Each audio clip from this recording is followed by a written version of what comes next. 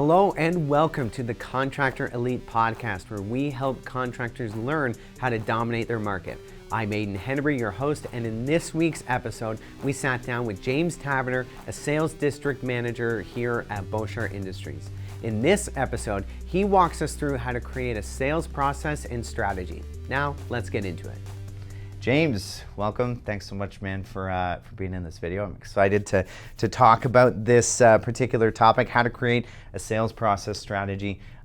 Obviously, it's something we've talked about continually. I don't know, do we ever stop talking about this, really? I think you are a really interesting guy that is going to have a lot of interesting things to say about this. So for our audience who may be coming from not having a sales process or strategy at all right now, or maybe they've had one in the past and it kind of went sideways, or just maybe they're new to this. So with all of that, why is this important? Why should someone care? Why should they invest their time into this video? Sure. First of all, thanks for having me. Yeah. I really appreciate it. Yeah, this is a really awesome topic. You and I do talk a lot about it, and I think it's something that we should be, as sales professionals, always talking about more and more. Why it's important to me, I think the first thing to start with is just understanding, who we're talking to about why it's important, right? Because for senior managers and senior leaders, the importance of it is different than for sales professionals out in the field. It can be the same, but there are intricacies to that. I think, for sales professionals and leaders of organizations, it's really important to create consistency within the business across your sales team and to keep them on track with the goals that you have as an overall organization. For salespeople, again, somewhat similarly, it's to keep consistency, but really in the day-to-day operations of what you're doing out in the field, and then to keep you on track to the overall company's goals that they have set out for you. I think the other thing to factor too is that ultimately, the importance of this is really so that you can keep repeating your success.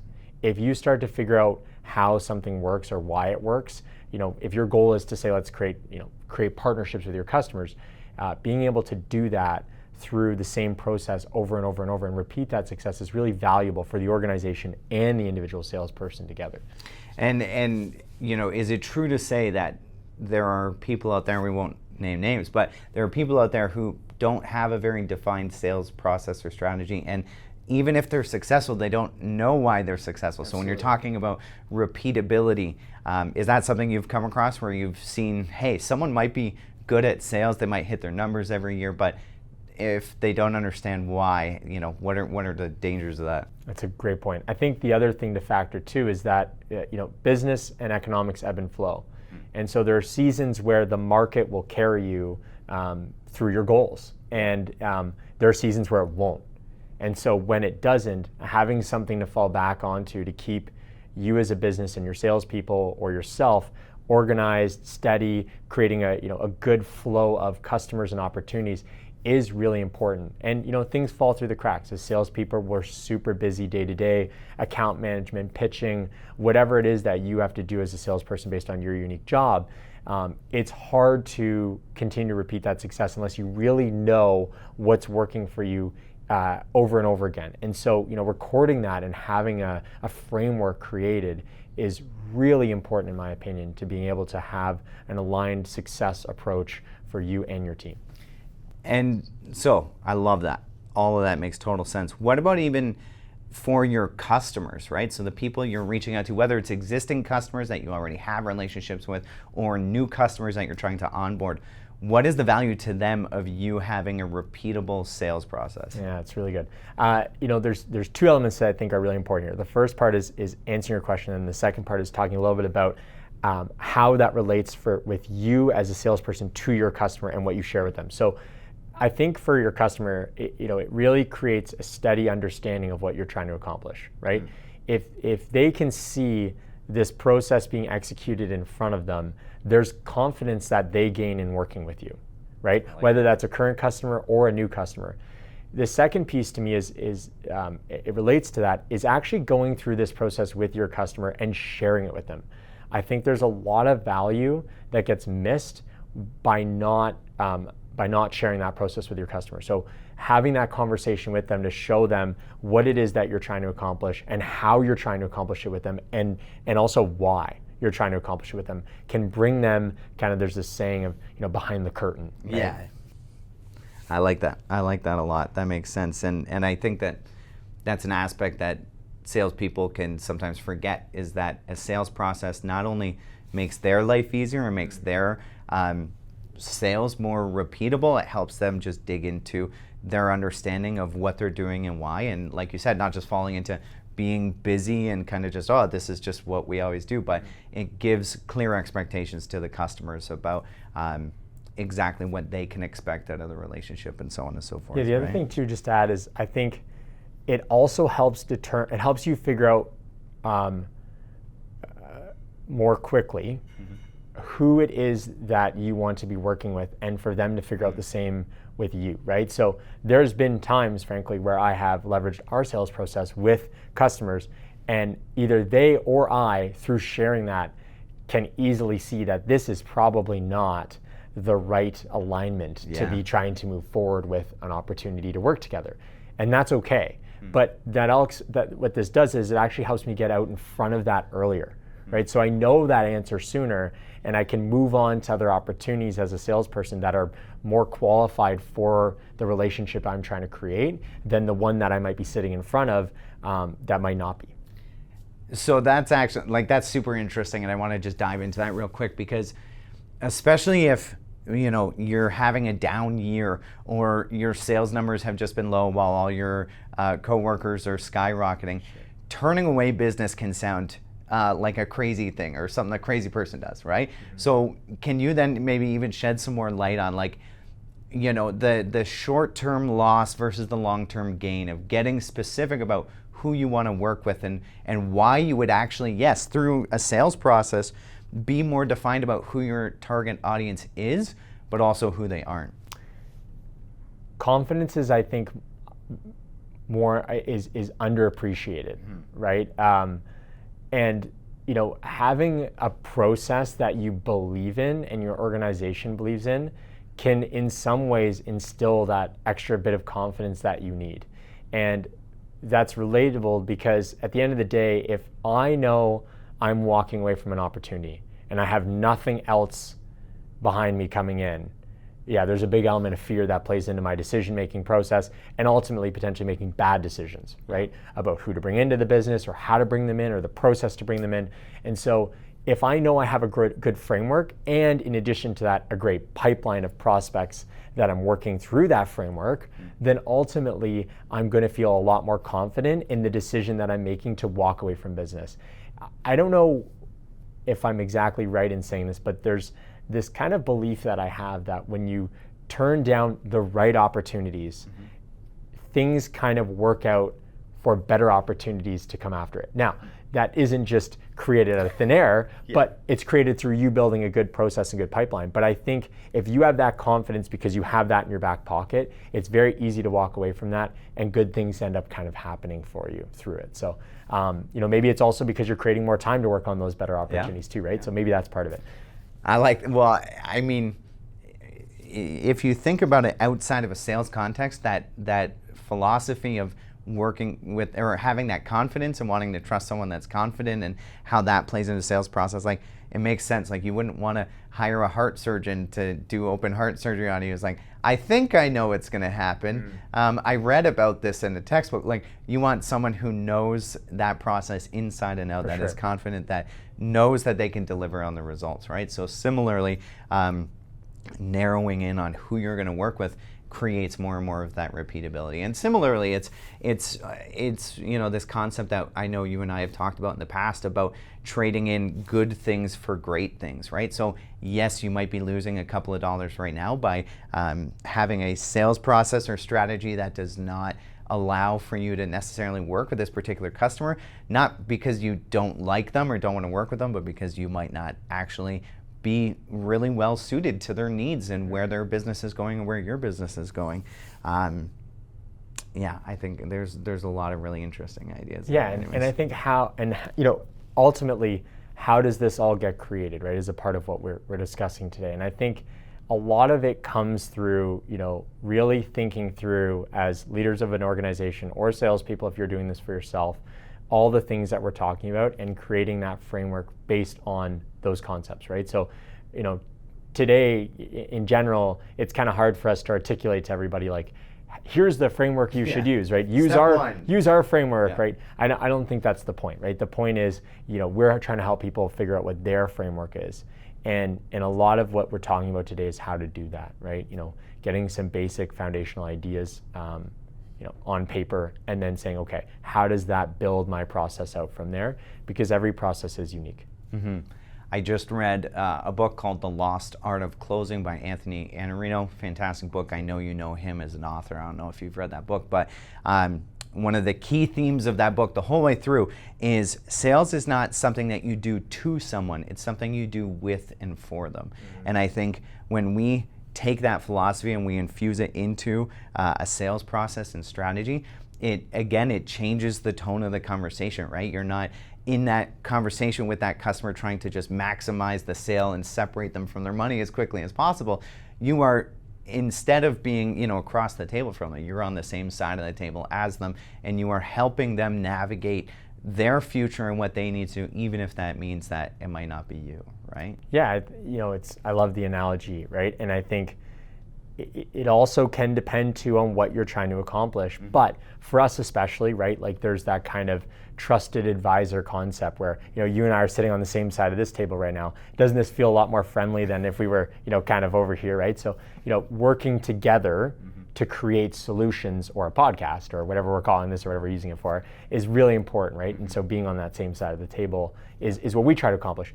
But at the same time, for other people, it might not be that way, right? There could be, you could be in a situation, whoever is listening to this, where you are really just looking to capture as many opportunities as you can in a day. And so your goals are different. And again, that's where, to me, that process needs to be created, that framework, through what those goals are, right? And identifying those is a really key part of this. So you're hitting on, and I know we've already kind of talked a bit about it, but the things to be aware of when building a sales process or strategy. We've already uncovered, like, a sales process and strategy will tell you who is your customer, but also who is not your customer. But you just hit on one there that I think is a good reminder that, while we have a certain perspective and advice, that also is kind of specific maybe to our customers or the people we work with and the values and the priorities of our company. But the take home here is that there is no one size fits all. Our strategies that we're getting into today are not step 1, step 2, step 3 of how to do these things. It's here are some of the different aspects of a sales process and strategy that you should explore, but it's not a step-by-step guide. Are there any other things to be aware of before someone gets into this that you can think of that would just be really important not to take for granted or to assume one way or the other? Yeah, a couple of things. So I just want to go back to what you were talking about there. I think there's a kind of natural progression of a relationship with a customer, right? Now, that isn't always the same for everybody, but it generally speaking is. And it's funny because you can actually kind of use a dating analogy here, right? Look, we generally start from a sales perspective with discovery. We move to a relationship, I'll call it, to a customer, to a partner, and you can use those names interchangeably. But you think of it, again, from a dating world, you kind of meet and get to know someone, you kind of start dating from there, then you develop a serious relationship, and then you become partners and get married, right? And so that natural progression exists. Now, for everybody, it might be slightly different, but building your framework around that, kind of whatever works for you in developing that circle of a relationship is really important.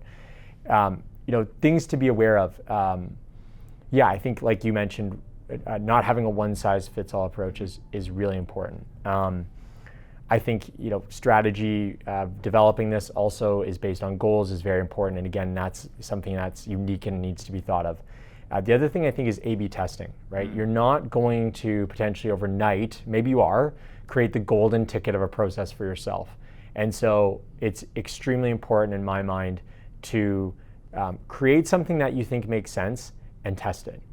And if you feel like it's not perfect, and it may never be, move it, shift it, And then the final thing is that from that, things change over time, right? I mean, how we sold years ago before I was in sales, or even when I started in sales, to now has changed, and will continue to change through computers, relationship, whatever it may be, right? AI, and so making sure that your process shifts over time with that. You can't just set it in stone and say this is my process forever. It might be for a period, but you might need to tweak it over time, and that's really important, I think, to think about.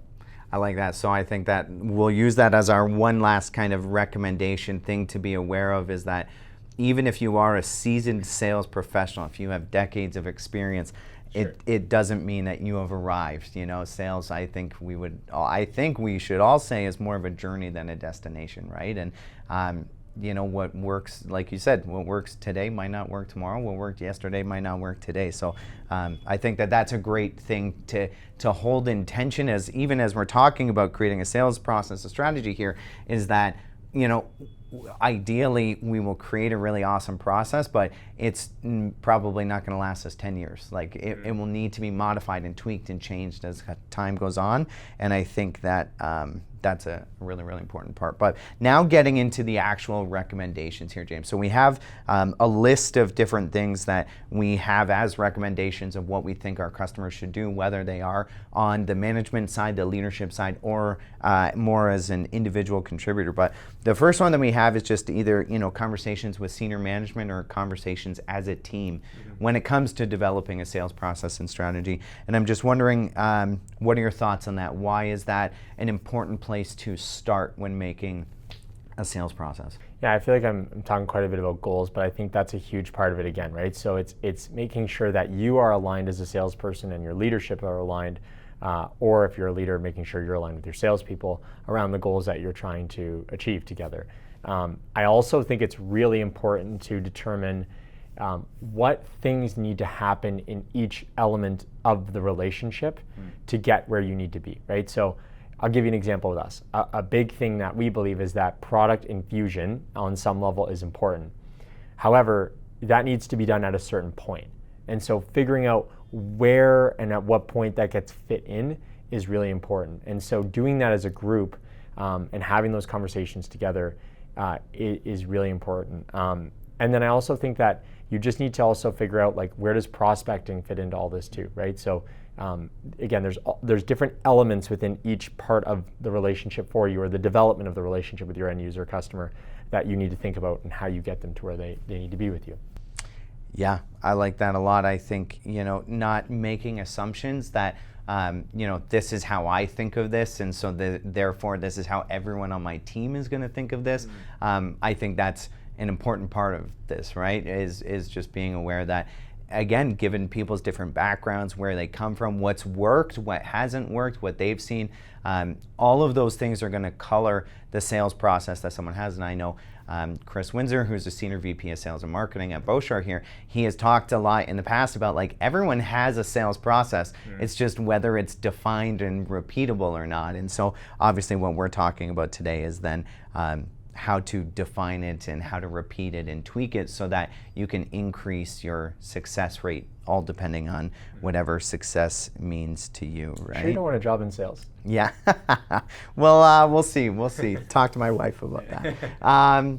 So another one that we've talked about here is product strategy. So what role does product strategy play in a sales process, and sales and understanding the product? Although those things, there's overlap, sometimes there's separation. You only need, I've heard you say, to be a salesperson, you only need to know the product to a certain degree in order to sell it. I mean, if all it took to sell product was just knowing it really well, we'd have engineers as salespeople, but we don't. We have salespeople as salespeople because there's an art to it, right? So product strategy, why is that important in a sales process? Why does it matter? I'll play off what you said too, right? Like, let's take it the other way, right? So somebody comes in first day one, makes a sale, right, to a customer. Do you think they knew much about product on day one? No. So how did they sell? Well, they sold on their sales capability, right? So product is important, but it has a unique fit into your sales process. And I think figuring out where it fits in is really important again, right? There are elements to figuring out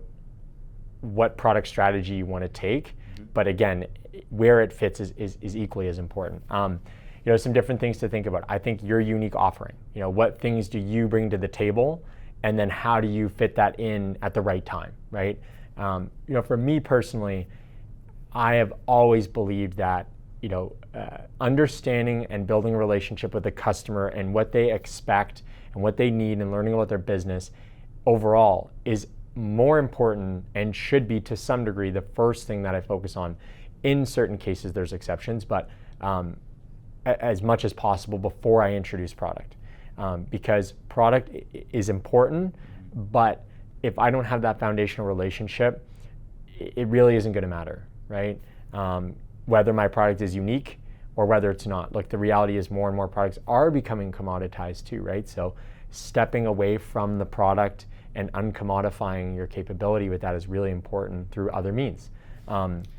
Right, that's an interesting thing, right? With the advent of the internet and even big sites like Amazon, right? Where you can sometimes get products cheaper or at the same price as you would from certain vendors, right? Yeah. And so then it's up to that vendor to identify what is it that would make someone buy from me. I'll give you an example. I was at an office supply store yesterday with my wife, and we were looking at buying a printer. And we talked to a sales guy there, and he was pretty knowledgeable, and he gave us a bunch of information, but I just had this kind of hesitation. I'm like, I want to go home and see if I could find a better price online, right? And so, I think we, as salespeople and marketing people, we need to be aware of that and understand the dynamics at play there, and understand that, one of the things I'm leading up to here is just that I don't think just, having a 5% more superior product than your competitor is enough anymore. That might have been enough at some point in time. You can maybe argue that it never was, but anyways.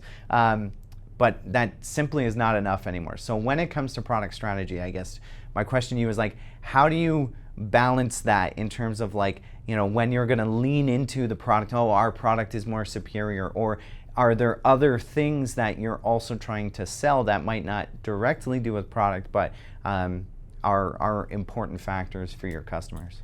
You're asking me to give away all my secrets here now. No, for me, one of the things that I often leverage is the idea that whenever I'm going to talk about product, I kind of need to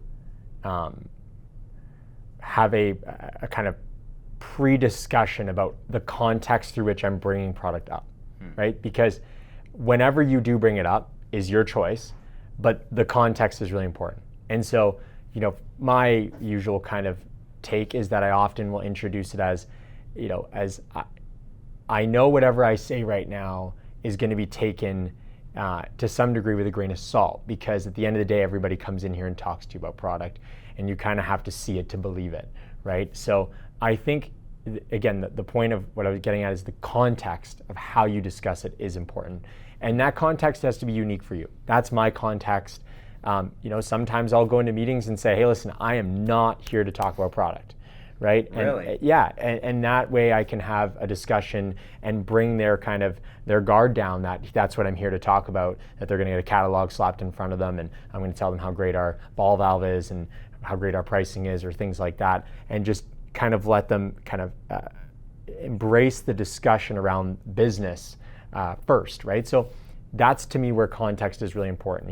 The other things too to think about, you got to look and understand market trends, and you really also, I think, have to understand the size of the market and the size of your offering as well too, right? I mean, we have a massive offering, so that plays into the discussion around product as well. So a couple other things to think about. Yeah, and I think a common thing, I'm sure you have heard it, and we've seen it not just among our sales team, but many different sales teams, is, I don't understand the market, or, I'm talking to someone who knows more than me, right? So particularly in our industry, when we're talking about plumbing, water well, HVAC wholesalers, if we've got, maybe it's a counter person or an outside sales staff or someone like that who doesn't feel like they know their product as well as their customer does, that comes in to actually buy.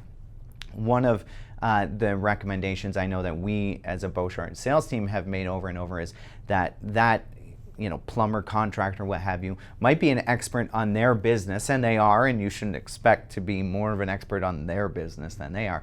But you potentially have access to hundreds of different businesses that are similar in a similar market, experiencing a lot of the same trends. And so while you might not be an expert necessarily at their exact business, you have insights and value and things you can share from a broader perspective, right? Do you have experience with that? Have you leveraged that to your advantage at different times in sales meetings? Yes, of course. I think that salespeople don't realize often how many insights they actually possess.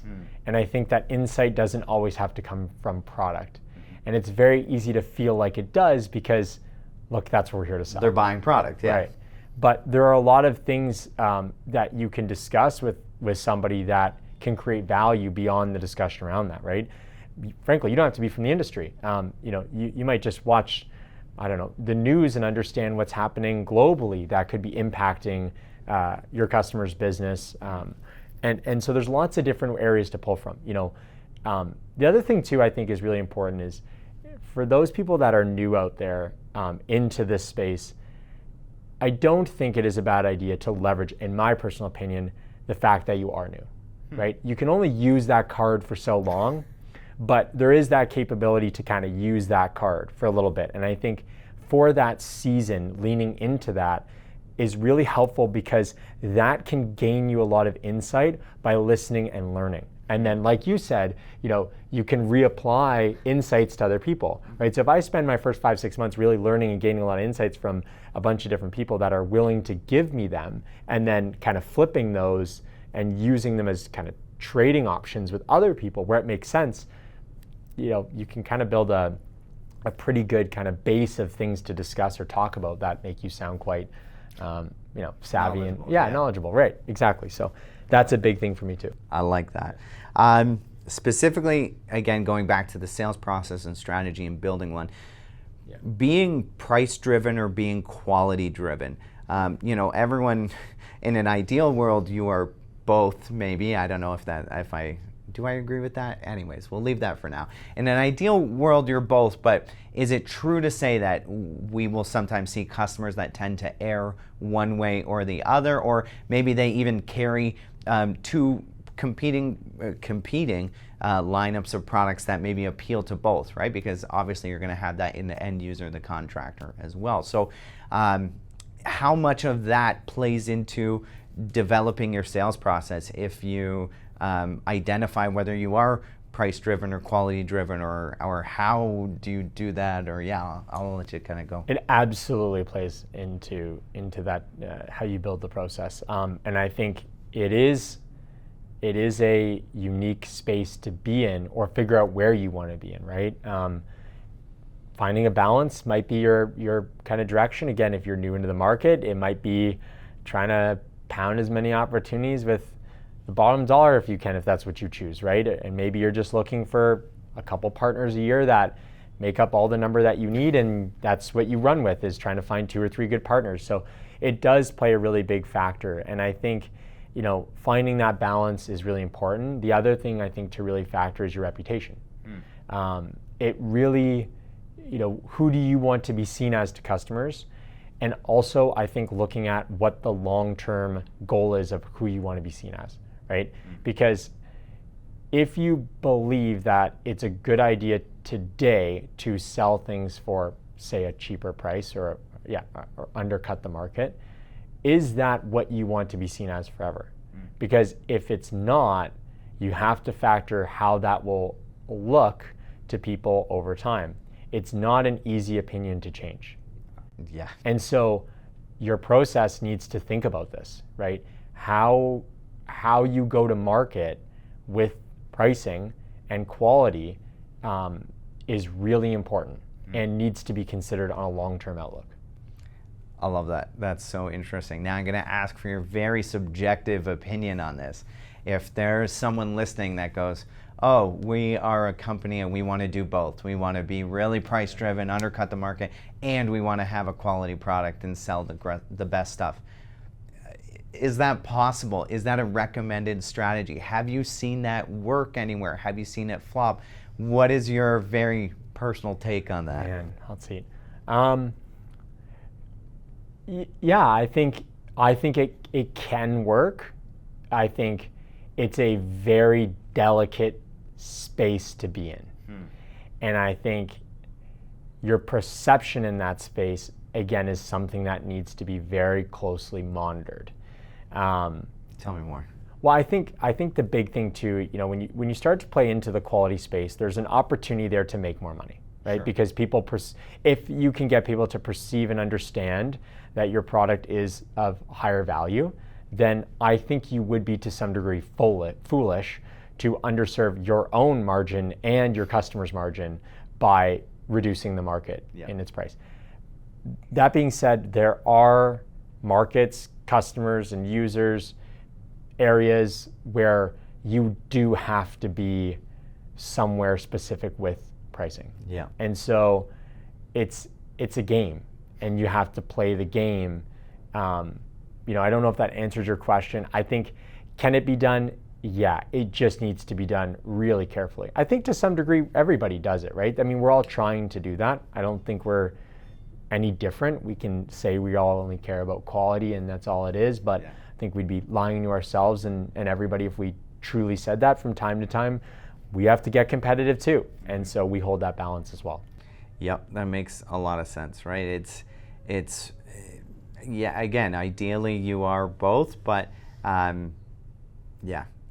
it's gray, I think, is ultimately the best way to look at it, right? There's no black, there's no white, and that grayness has to really fit into that process for you of where do you want to live and where do you want, much like product, where do you want price to fit into your process? Mm-hmm. When does that come up and how does it come up are really important things to think about. If it's the first thing that's coming up in your process, well, I can tell you where your process might be headed. Okay. And maybe you want it to be headed in that place. Maybe you don't. You have to decide that.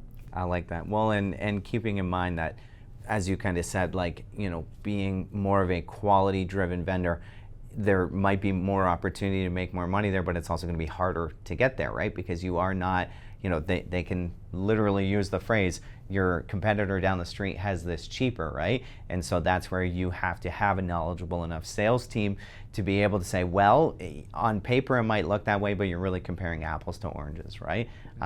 So again, I think everyone tries to do this to a degree, and you can do it, but I like what you're saying about just, it's a delicate balance. You got to be aware, you got to understand, and there are indicators along the way as well of where you actually are and where you might not be. Yeah, and that's where, just real quick, that's where process, you can kind of fall back into it, right? Because if your process is really strong, you're going to be comfortable knowing, hey, I'm walking away from this with other things that I've got that I'm working on or that I'm going to be happy with, closing on in the future. And this isn't the right fit or the right alignment for me. I like that a lot. Going back here, so pipeline management as an aspect of a sales process. So for anyone that doesn't know, what is a pipeline? Why is it an important thing? Sure. Sales leader versus an individual contributor. How do you balance that? I know we could spend days talking about pipeline and pipeline management, but maybe just a quick snapshot of that. Yeah, trying to take a deep breath to figure out how I capture this in one kind of brief discussion. So to start, I think pipelines are underserved in our space or underutilized. I know other spaces other industries where it is very much ingrained in the culture of sales. And I don't believe it is to the same extent here. There is a ton of value in it. Essentially what a pipeline is it's a funnel through which you're putting customers through to get them from one place to the next, right? And through that funnel, there are different stages that you have to work your customer through. And why I think this really relates to your process is because it's an overlapping, maybe even potentially the same thing for some people, but it's those stages or those elements of the process often kind of go through the same kind of direction to get to where the end result you want to accomplish, right? So, for example, your pipeline is often going to have names and columns or rows or however you want to organize it, and you're pushing people through it. And again, much like you're doing the same with your process, I'm drawing a circle with the process. Again, it could be this way as well. Yeah. So that's really what a pipeline is to me. It's a movement of your customer through stages to get them to an end result. I like that, and I think it was interesting what you said about, hey, in our industry specifically, you think this is an underutilized tool. So, what are the benefits? Like, why make this a priority to focus on having a pipeline at all? Yeah, I think it goes similarly really well along with process, which is again why we're talking about this. But if your pipeline, much like your process, is not explained, understood, and aligned on with everybody in the organization, then you might not have opportunities coming your way. And so what that does is it creates holes in your business. And that ultimately is a problem. Like we said earlier, economics change. There might be seasons where business isn't growing. If you don't have a good pipeline, in my opinion, then you have an opportunity where you might have a season where you don't have good business coming in. And so it's really important to me to do that. I think, thinking a lot about what goes in a pipeline is really important. Making sure you're putting the right opportunities in it. Again, that is often dependent on your process and your goals, right? Who are you trying to, and what are you trying to achieve? And then figuring out, does an opportunity based on that belong in my pipeline? And then the other big component for me is making sure that you move things through a pipeline. It's very easy to let things sit or get stuck. And that, what I've seen from my experience is the longer something sits in a pipeline, the lower the close percentages of that opportunity. And so moving things through a pipeline is really important, and understanding where things get stuck and how to overcome those things is really important. And again, I think it relates really well back to process, because if you're following your process that works to build a relationship with your customer, then you should theoretically be able to move that customer through your pipeline using your process. And so there's a lot of overlap that exists between the two. Well, and in a lot of ways, a pipeline is almost like a mirror, right? It will reflect back to you how you are actually doing and where deals potentially get stuck, right? So ideally in a pipeline, if you know that at stage 2, that's where you lose 60% of the leads that you put in there, you have a problem that needs addressing, right? So this, again, all ties back to repeatability and knowing yourself so that you can help your customer and move them along, right? And again, all the same, like having a pipeline, you will only close a percentage of the deals that actually come through your pipeline, and that's by design, right? The pipeline is meant to kind of help you weed out who is a viable fit for your business and who is not, right? But again, a pipeline really will help you understand exactly where are you going wrong, potentially, where are things falling apart, what do you need to work on? Maybe it's something that is a symptom with your whole sales team, maybe it's just you as an individual, right? But I think pipelines are interesting that way and definitely worth the investment to actually set up. Yeah, I think if you're not using one today, it is really important that you start to. Tracking is key. As a salesperson, you have a lot going on, like we said earlier. It's hard to keep up, and having somewhere to go back to and ground you in the things that you're working on is really important. And I think moving things along is kind of this idea of like getting to close as fast as you can, right? And different opportunities have different sales cycles, but if you know what the sales cycle roughly should be, then making sure you try to close the deal, won or lost, win or lose, as fast as possible within that sales cycle is really important. So yeah, and I think there's just so much overlap between your pipeline and your process that you could even make them the same, but while you're doing one, do the other. Yeah, well, and yeah, I think like you're highlighting that again. A pipeline will explain back to you how you are doing and how you're not doing, and help you identify that you are putting the right customers through it, right? So with a pipeline, I guess there are probably a lot of different ways that you can track a pipeline. It could be as simple as an Excel sheet or a bunch of Post-it notes, right? Yeah. But the next tool or the aspect we want to talk about creating a sales process is using a CRM. So can you maybe shed a bit of light on, maybe for anyone that doesn't know, what are some of the more popular CRMs? What is a CRM? How does it integrate with a pipeline? Why should you be using a CRM if you're not currently using one? Yeah, so CRM stands for Customer Relationship Management software, Tool. yes. Tool or software, it doesn't matter. I mean, it's interchangeable. There's a couple really good ones out there in the market. We use HubSpot. Salesforce is another really well-known one. There are plenty of others. There are ones that I know that work really well for rep agencies as well, specifically for them. Some ERPs even include them with inside the actual software themselves. So I think utilizing one is really critical to your business, and I think it really relates to process, because if you're not tracking things like, again, your pipeline or your customer relationships, your conversations with your customers, it's very hard to follow the process with them that you're created, right? You have no idea where they are, right? I mean, we're busy people, and there's so much going on. There's so much coming at us. Technology's made that even worse. And so unless you have an idea of what's being tracked and to be able to come back to it really quickly, you're going to fall behind.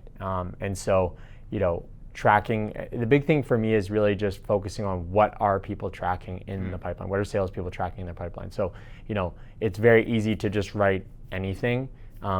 I feel like it's really important to have notes or thoughts in there that can help you drive to the next conversation you're going to have, right? So if I just had a conversation with you and we're in X part of our process and I know we need to get to Y, then it's a really good time for me when I'm doing my notes on the X part of the process that we're in to also make notes on how I'm going to get you through Y. Because that way when I come back to a discussion with you, I already know what I'm trying to accomplish when it's time for that next discussion, right? I don't have to go back and revisit my notes and then think or rethink, okay, what happened in that discussion? How am I going to go to the next part of the process? I already know, right? So having really good points in your pipeline or in your CRM about the conversation, what happened, and just what you thought about it is really critical. Well, and that kind of reminds me of Ernest Hemingway, that famous author. He was known for, I believe he wrote every single day, or once he eventually got going as an author. But one of the things he was famous for was that when he would finish writing for the day, he would leave a sentence on the page unfinished. So he'd start a sentence but not end it. And the reason that he did that was so that when he came back to it the next time, he didn't have this writer's block of like, where should I go from here? Where do I take the story?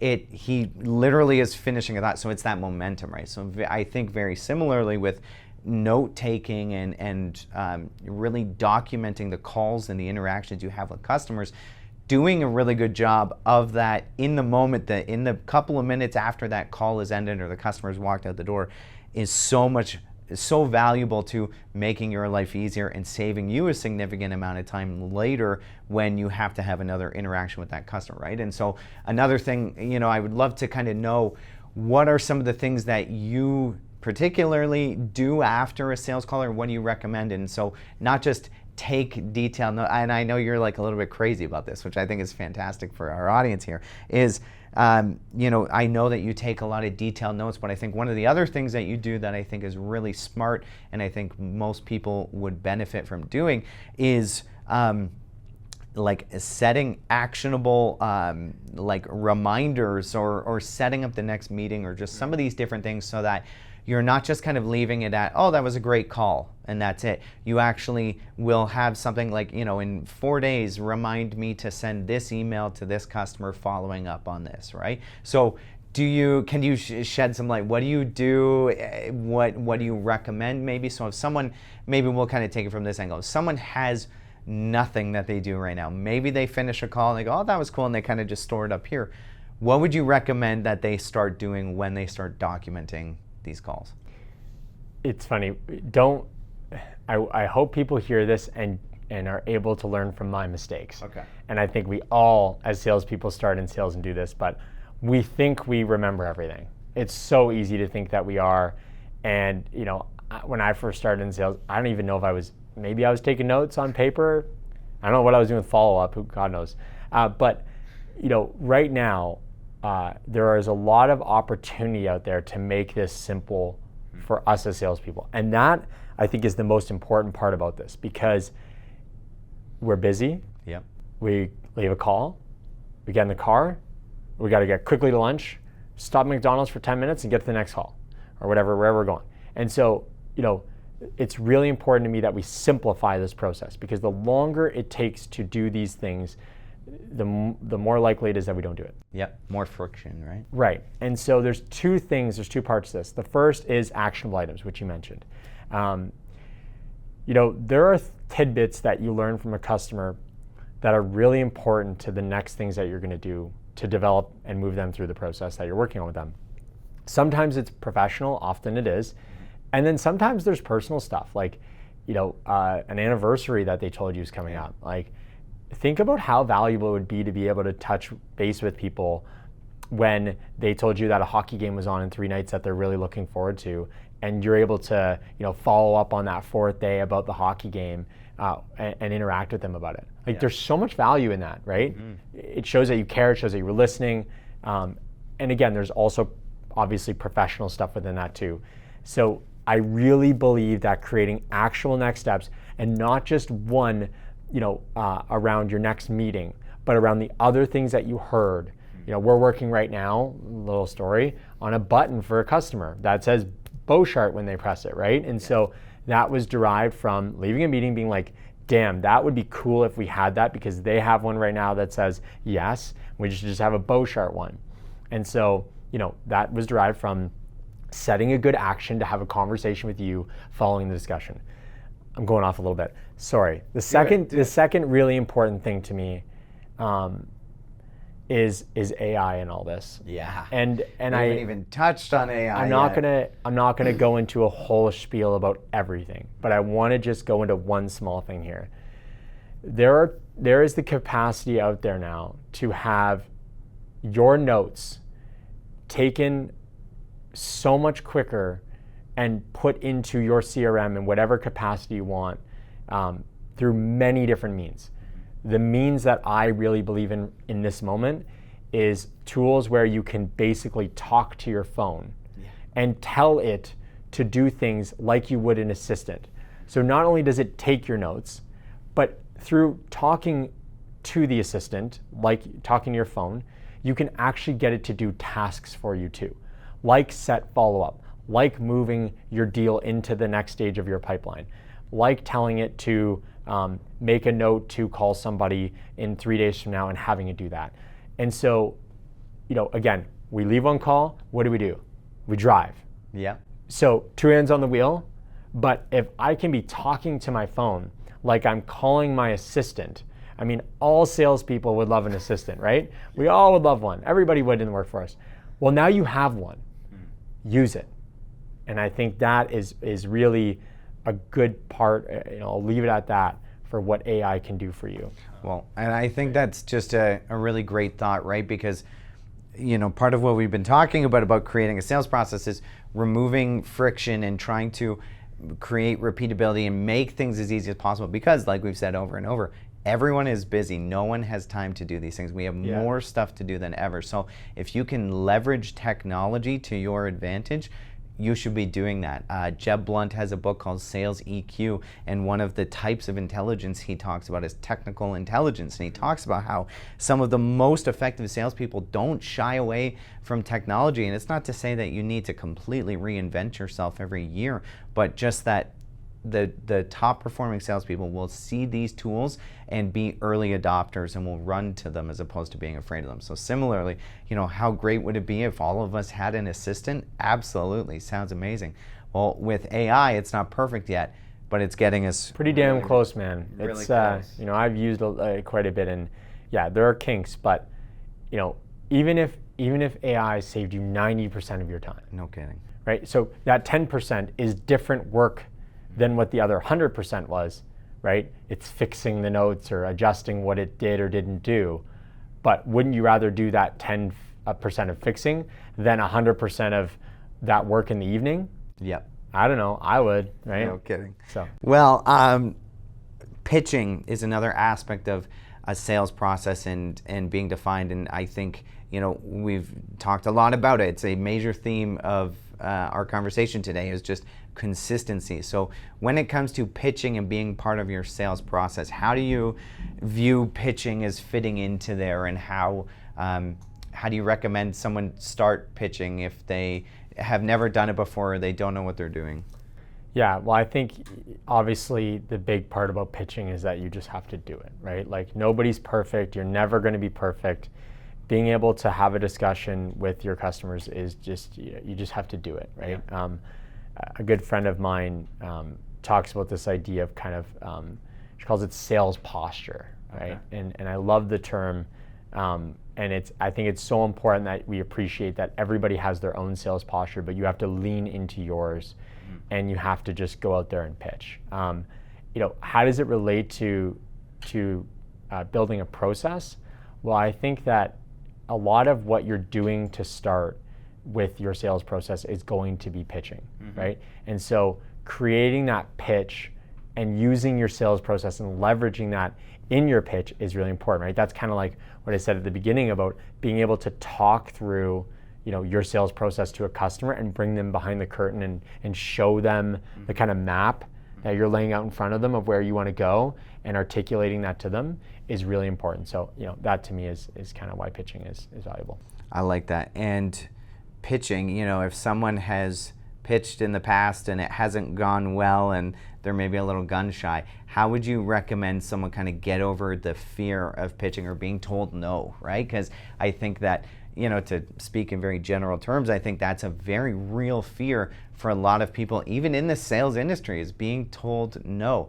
And I know that we've had a lot of conversations in the past about, some people will say that when you hear the word no, that's when selling really begins, right? So I guess, what recommendations do you have for someone who has pitched in the past, hasn't gone incredibly well, they're nervous to start again? What would you recommend? Prepare, rehearse, role play, plan, whatever word you want to use. It's really about that pre-work. I think a lot of it, at the end of the day, you do just have to get out there and do it. But if you're more prepared, you're more organized, you've rehearsed, you've role played, you're putting yourself in the best possible position to succeed, and that comes through for you and for your customer. I also think that there's only, in most cases, depending on your business, there's only really a couple of objections, right? And most things will either fit into those real objections, or they're not actually objections, and they're really just kind of conversational tools that you need to be able to somewhat, I hate this word, but weaponize. Yep. And I think part of that comes from just time in the field, right? Like, the more time that you spend in the field hearing objections and building an arsenal of responses, the easier that gets, right? So again, it kind of goes back to you just have to do it. But I think that's really important. Product knowledge is an element of that too, right? Sometimes it feels uncomfortable going somewhere and not being able to talk about something that your customer is going to bring up. So if you can get more knowledge on your product, that's a big value. And I think the other thing is just being okay with saying, I don't know, right? There's going to be times where, whether it's product or whether it's something else, you don't know the answer. And if you know that it's okay to say, I don't know, it really helps you go in there and just feel confident about the fact that you're just having a conversation. It's really all you're doing, right? And sometimes those conversations are really well, and you know the answers to everything, and sometimes you don't. And my belief is that if you don't, it's okay to say so. Well, and I think it's a credibility builder too, right? Because I think if you try to bluff your way through a conversation with someone who knows more about that topic than you do, it is a losing battle. There is absolutely no way you can do that, right? So it's better to, take the L there and to say, I don't know this, I'm going to follow up with you, and I will find the answer to the question that you have, rather than try to fluff your way through it, because it just, I was thinking about this the other day, that, respect and reputation take ages and ages to build, but they can be lost in an instant, right? So I think similarly, in an instance like that, if you are nervous about pitching because you've done things wrong or the conversation took a left turn that you weren't anticipating, there's just no other way around it. You kind of just got to go for it again. And I like what you're saying about preparing ahead of time. And I think that's one of the biggest tips that I have for anyone on my staff or just anywhere in my life is when you are nervous about a particular conversation or experience you're going to have, try to think through all the possible ways that might go, right? Think of the multiverse and how many different potential outcomes there could be. If you can explore every one of those, almost every one of them are probably not as bad as you think it is. And in every instance, if you're thinking ahead, you can think, okay, if X happens, then I'll do Y, or if this happens, I'll do this. And I think that is how you gain confidence going into a conversation that you don't know how it's going to turn out, is when you're kind of mentally preparing for where it might go, right? But James, this has been a phenomenal conversation, man. I love doing this. This is so cool just to pick your brain. Yeah, always good when we get together. As we start to wrap up here and think about just the entire process as a whole, my last big question for you is just, we've covered a lot of ground today. There's been a lot of recurring themes, a lot of different aspects there, but if there was one single thing that you could help someone leave with today. So again, we've talked about a lot of different stuff. If they forgot everything and they only heard this answer, what is the single thing that you think that someone should do in order to start to create an effective sales process or strategy that is going to carry them into the future? Yeah, I think the biggest thing you need to do is figure out what your goals are. And I've said that a bunch in this discussion we've had. If you know what your goals are, that is the place to start. If you don't, you got to figure them out. And then from there, work backwards, right? If you know if you have the end in mind, you can develop the stages or the different elements of your process backwards from there. And that would be what I would suggest doing. There's a lot of things we've talked about today, but if you can just figure out what the goals are and go back from there to the start of what that looks like with your customer or the prospect you're discussing with, that would I think really help a lot of people get going here. And that's the episode. If you want more tips and tricks on how to level up as a contractor, head over to contractorelite.co and sign up free. We'll be regularly posting new podcast episodes, marketing tips for contractors, and tons more. Thanks for listening, and we'll catch you in the next one.